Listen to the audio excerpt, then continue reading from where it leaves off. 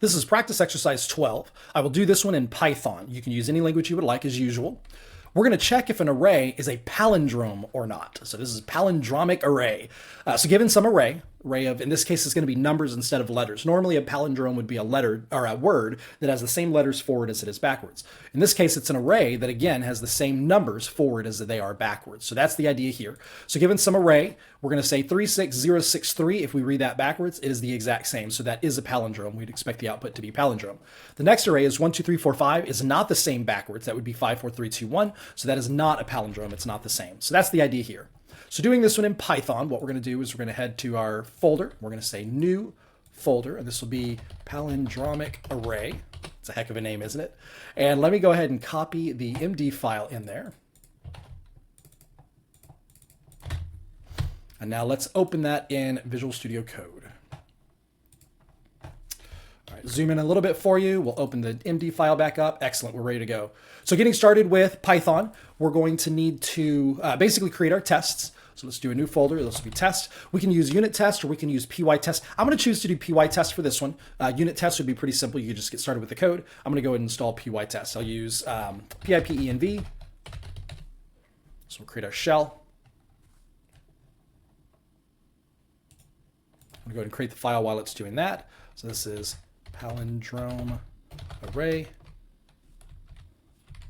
test.py. Now let's go ahead and pipenv install, and let's go and install py test. It's a dev dependency. And now we'll be able to create our function here. So this is test palindrome array, and this will be example 1. All right, so let's go ahead and grab this array. It's going to equal that, so we'll say, there we go. Now, in declaration in Python, we don't want the brackets. It's going to come in, and we're going to need to change the curly braces to brackets. So now we have an array there, and let me go ahead and convert these to tabs. That looks better. All right, so there's our input array, and now the output is going to be palindrome. So we'll say expected output equals, and we're going to do this as a string. So that's kind of the way this wanted to happen in Geeks for Geeks, is the output is actually going to be a string value. So we're going to return a string that has the word palindrome, or the string that has the term not palindrome. So that's the idea here. This could also be a true or a false. And in fact, if I were writing this, that's probably how I would do it. Leave the string for the user interface, but that's fine. We'll go ahead and do this exactly as it specifies there. So just a little bit of a complication because we have to make this a string return argument instead of a Boolean. Now from here, we're going to effectively check and see if this is an array or if this is a palindrome or not. So we're going to need some object. We could just do this straight as a top-level function. That works fine in Python and JavaScript. It doesn't work as well in C# and Java. You'd have to create a static method on a class. You could do that, but in order to keep it consistent, plus we get more refactoring opportunities, I'm going to do this as a class. So we'll create an object here. So this is going to be something that takes an array and determines if it's a palindrome. So this is let's call it a palindrome detector. That's an interesting class name. All right, so we'll say detector equals a new palindrome detector. And then we'll get the value out. So we'll say output, say actual output equals detector. Oh, and I misspelled detector.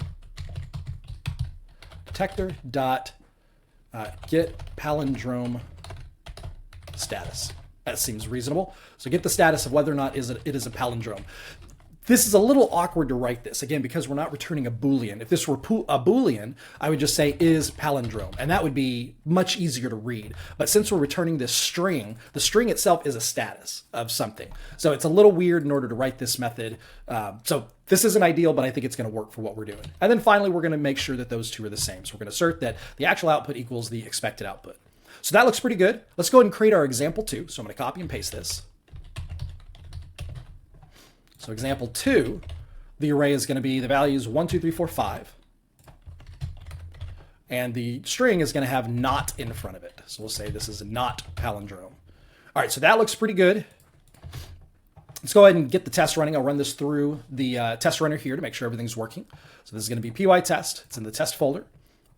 We are going to need to change this to evaluate to the pipenv environment that I created, which is palindromic array. There it is, the top one. All right, so that's looking pretty good. Now this isn't going to pass, and the big problem is it doesn't know about this palindrome detector. So let's go and run this. We're going to see that we get errors on palindrome detector not defined. So we at least need to get past that for you.